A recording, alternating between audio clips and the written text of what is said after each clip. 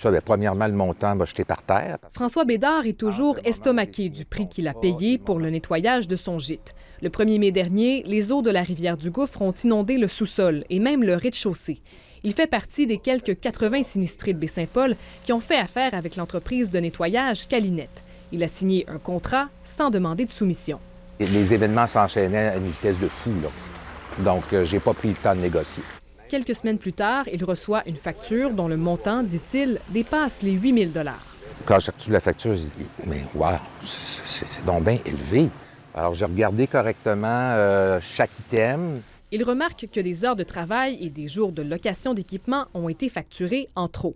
Il conteste sa facture et l'entreprise accepte de diminuer le montant à 7 500 $. Mais ça reste que c'est un montant qui m'apparaît très élevé. Je me demande s'il n'y a pas une entreprise qui abuse quelque part dans ces circonstances-là. Selon Calinette, les sommes sont justifiées puisque les dégâts étaient majeurs. Calinette, on intervient dans plusieurs secteurs, puis c'est toute la même fiche de tarification. On n'était pas là pour profiter des gens loin de là. Donc ici, c'était le salon? Oui, c'était le salon. Yves Giroux a été surpris des frais reliés au test d'humidité effectué par un technicien. Pour chaque visite, il doit payer 1 heure de travail et 85 $ pour les frais de transport. Ça prend 15 à 20 minutes de venir inspecter, puis la personne vient à pied. Donc, L'entreprise dit pourtant avoir été clémente. Dans la fiche de tarification, normalement, un déplacement, c'est 3 heures minimum. Puis c'est pas ce qui a été chargé, là.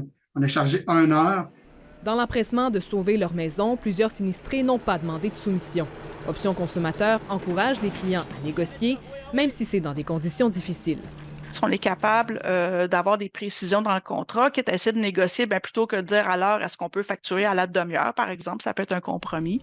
Le gouvernement du Québec permet aux sinistrés de réclamer un remboursement de 90 % de leur facture de nettoyage. Jusqu'à présent, ces travaux ont coûté 420 000 $ aux contribuables.